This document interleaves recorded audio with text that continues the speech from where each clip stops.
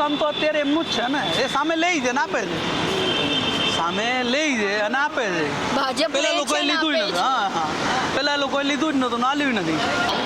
મોદીજી કેમ 400 પાર, આ વખતે 400 પર થઈ જશે? 400 પાર. ડેવલપમેન્ટ જે થઈ રહ્યું છે, કાયદા જે સુધરી રહ્યા છે, રામ મંદિર થયું, આ એરપોર્ટ થયા, બધા સારું જ છે ને, ડેવલપમેન્ટ સારું છે. કોંગ્રેસના રાજમાં પાછલા મહિને બધા કાયદા લાવી દીધા.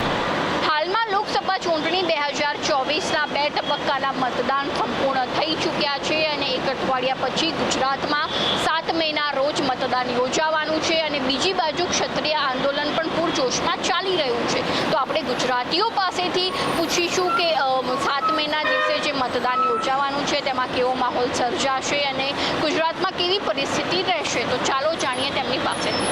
શું નામ છે કાકા તમારું? દિલીપભાઈ, ક્યાંથી આવો છો? અહીંયા રાણીપ જ રહો છો એમ? અને આપણે જે 7 તારીખે લોકસભા ચૂંટણી યોજાવાની છે ગુજરાતમાં, શું લાગે છે? એ તો મોદી સાહેબ જ, ભાજપ જ આવશે. કેમ ભાજપ જ? બસ એનું જ છે આખું. તમે જુઓ તો ખરા, કોંગ્રેસની પરિસ્થિતિ બહુ ખરાબ છે. મોદી સાહેબે કામે કર્યું છે ને. શું કામ કર્યું છે મોદી સાહેબે? બધું આ જો મેટ્રો છે, આ છે બધું. મેટ્રો સિવાય શું કામ કર્યું? મેટ્રો સિવાય આપણને જે રોજગારી આ તે બધું ઘણા બધા કામ કર્યા છે. ઘણા બધા. યુવાનો માટે કોઈ કામ કર્યું? યુવાનો માટે નોકરી ધંધા છે. અને તમારા જેવા જે સિનિયર સિટીઝન હોય કાકા, એમના માટે પેન્શન યોજનાઓ છે જ ને. પેન્શન યોજનાઓમાં અમને લાભ મળે જ છે ને. આજે સિનિયર સિટીઝનને 1000 રૂપિયામાંથી 1250 રૂપિયા પેન્શન કર્યું છે, પણ એવું કહે છે કે 1500 રૂપિયા કરશે એમ. તો 1500 રૂપિયા આપે તો સારું એમ. એટલે લોકસભા ચૂંટણી પછી આપે. હા, એવું કીધું છે. 1500 રૂપિયા પેન્શન આપે તો દરેક સિનિયર સિટીઝનને ઘણી રાહત રહે એમ. બરાબર, પોતાનું 1 મહિનાનું અનાજ કરિયાણું તો થઈ જાય એમ. થઈ જાય બરાબર.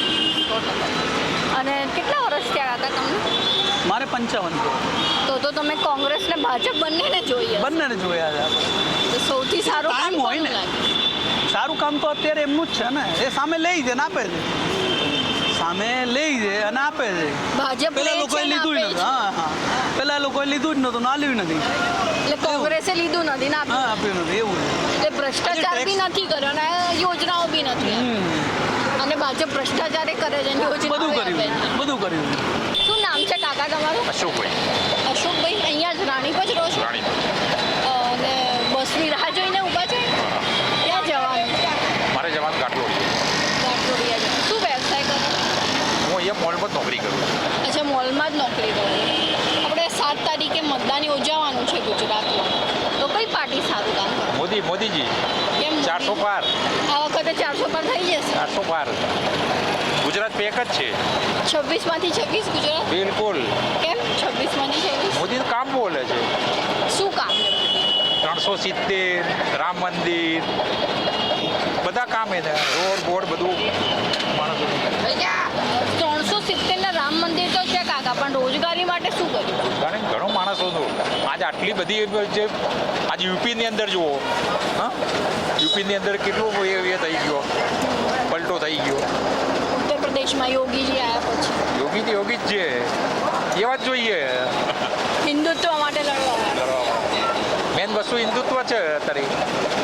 અને મોદીજી નહીં આવે ને તો સમજો કે બહુ એ થઈ જશે, પાછળ તકલીફ પડી જશે હિન્દુઓ માટે. 100%. અને હાલ જે ગુજરાતમાં ક્ષત્રિય આંદોલન ચાલે છે, તો શું ભાજપને તકલીફ પડશે? નહીં પડે. કોઈ તકલીફ? રૂપાલાનો પ્રશ્ન જે છે પણ નહીં પડે, ફરક નહીં પડે. તમને શું લાગે, રૂપાલાજીએ ભૂલ કરી હતી બોલવા? હવે કેવું છે કે તો બધું આ રાજકારણ છે બધું. તમે એમને માફી માગી લીધી છે, એટલે પતી ગયું, એટલે બધું સોલ્વ થઈ ગયું. કાકા શું નામ છે? વાલજીભાઈ પટેલ. વાલજીભાઈ પટેલ. અહીંયા મોલમાં શોપિંગ કરવા આવ્યા? હા, અહીંયા મોલમાં શોપિંગ કરવા આવ્યા હતા મિત્રની જોડે. અચ્છા, ક્યાંથી આવ્યા? અહીંયા વાડદથી આવ્યા છે. કાકા, આપણે 7 મે છે ગુજરાતમાં લોકસભા ચૂંટણી, કઈ પાર્ટી સારું કામ કરે?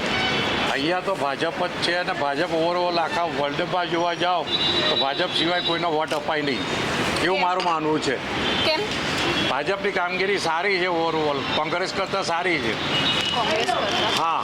એટલે શું સારું કાર્ય કર્યું છે બધા કામગીરી આ ડેવલપમેન્ટ જે થઈ રહ્યું છે, કાયદા જે સુધરી રહ્યા છે, રામ મંદિર થયું, આ એરપોર્ટ થયા, બધા બધું સારું જ છે ને. ડેવલપમેન્ટ સારું છે. કોંગ્રેસના રાજમાં પાટલા ભાઈને બધા કાયદા લાવી દીધા, ચાલે લઘુમતીને ફાયદો થાય એવા.